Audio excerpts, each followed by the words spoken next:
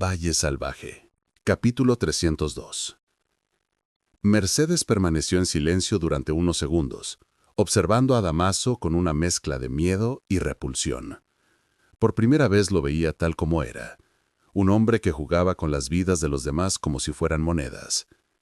El aire entre ellos se volvió pesado, cargado de un peligro invisible. «Entonces todo esto», murmuró ella, «no es más que una trampa». Damaso alzó una ceja, casi divertido. «No, querida Mercedes, es una oportunidad. Para ti, para mí, para todos los que sabemos aprovechar la desgracia ajena». Mercedes dio un paso atrás, con el corazón latiendo desbocado. Había creído en él, aunque fuera un poco.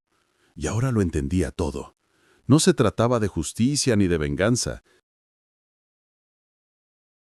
Se trataba de poder, de control, de adueñarse del valle a través de la desesperación de los demás. «Te equivocas y crees que vas a usarme», dijo con voz temblorosa, pero firme. Damaso se rió bajo, casi con ternura. «No necesito usarte, Mercedes.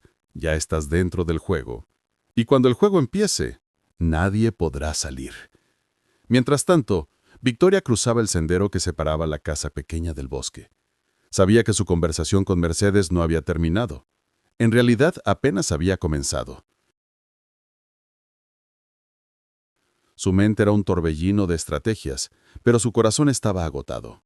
Quería proteger el valle, sí, pero también a sí misma. Cada movimiento que hacía la acercaba más a la frontera entre la moral y la manipulación.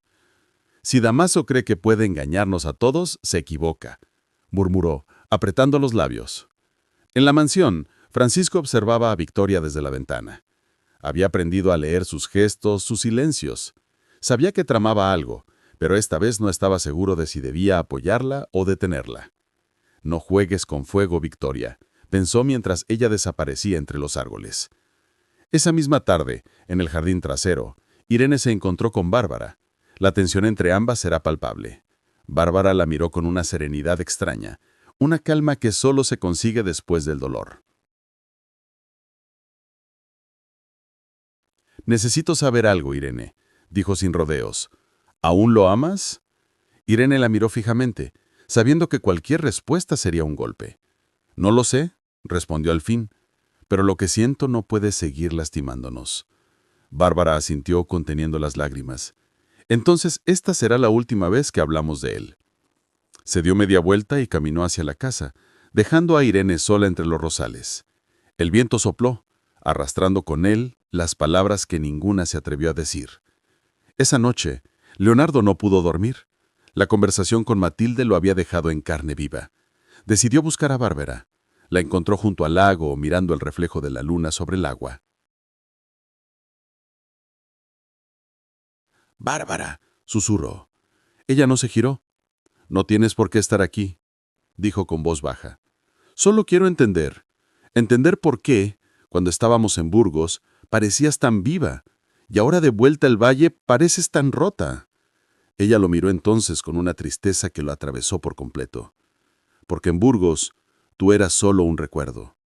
Aquí eres una herida abierta». Leonardo sintió que algo dentro de él se quebraba.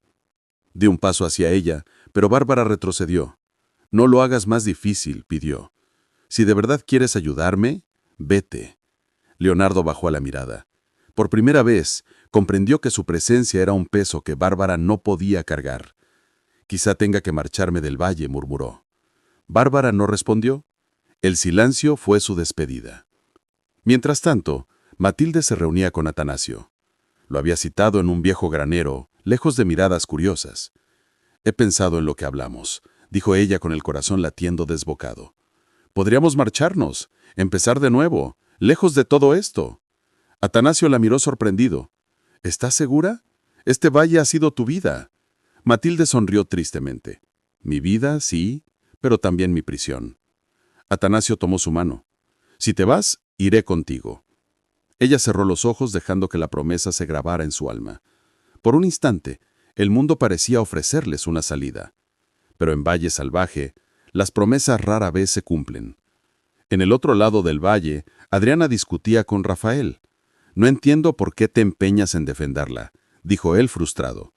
Porque es mi hermana, gritó ella, y porque nadie más lo hará. Rafael se alejó furioso mientras Adriana se dejaba caer en una silla, agotada. En ese momento llegó Pepa, con la cara preocupada. Hay noticias, Adriana. Dice Atanasio que el juez ha aceptado nuevas pruebas. El corazón de Adriana dio un vuelco. ¿Qué tipo de pruebas? Pepa dudó entre responder. Pruebas que podrían condenarla por herejía. Adriana se levantó de golpe. ¡No! ¡No puede ser! ¡Eso es una locura! Pero en sus ojos ya brillaba el miedo. Sabía lo que significaba esa palabra. Sabía que en aquel tiempo la justicia solo era una máscara del poder. En los días siguientes, el valle entero comenzó a cambiar.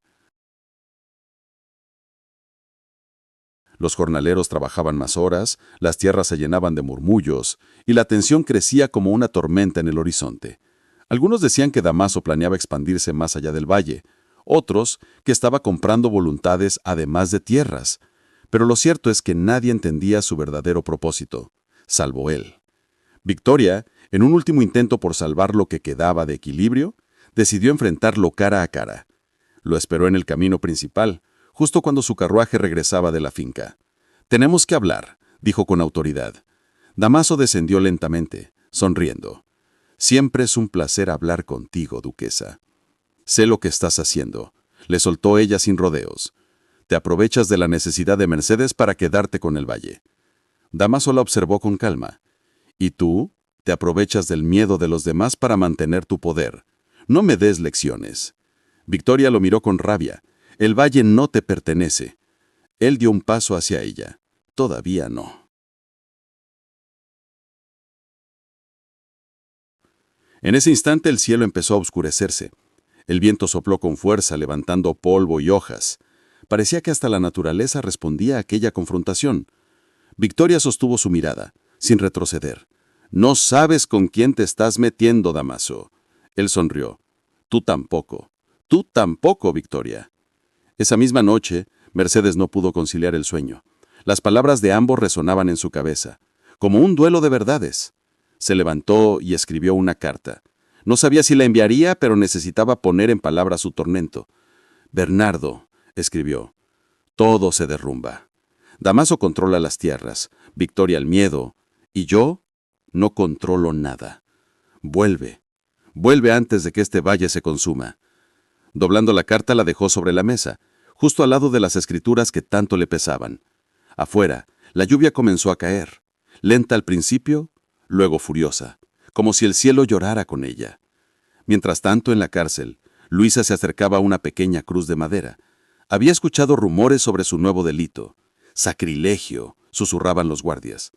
Sabía lo que significaba. Sabía que su destino podía sellarse en cuestión de días. Pero no lloró. En su silencio, había aprendido a resistir. Adriana, por su parte, preparaba un plan desesperado. Si el juicio no podía salvar a su hermana, lo haría ella. Rafael intentó detenerla, pero esta vez su mirada fue de acero. «No me detendrás. Prefiero morir intentando salvarla que vivir viendo cómo la destruyen».